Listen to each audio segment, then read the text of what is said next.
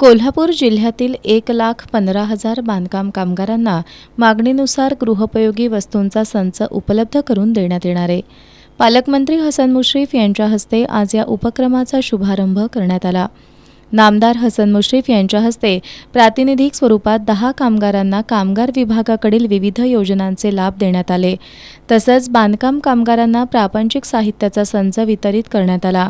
बांधकाम कामगारांनी या भांड्यांचा वापर करावा, लगेच त्याला बाजार दाखवू नये, असा मिश्किल टोला लगावत नामदार हसन मुश्रीफ यांनी बांधकाम कामगारांनी मुलांना चांगलं शिक्षण द्यावं असं आवाहन केलं।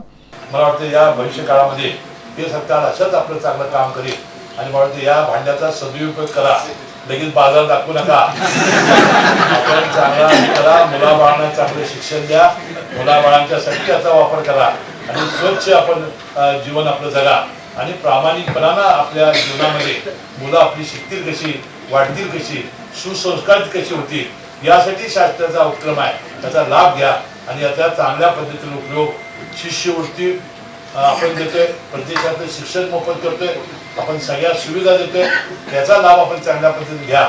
या कार्यक्रमाला जिल्हाधिकारी अमोल येडगे, कोल्हापूरचे सहाय्यक कामगार आयुक्त विशाल घोडके, इचलकरंजीतील सहाय्यक कामगार आयुक्त जानकी भोईटे, निवासी उपजिल्हाधिकारी संजय तेली यांच्यासह बांधकाम कामगार उपस्थित होते।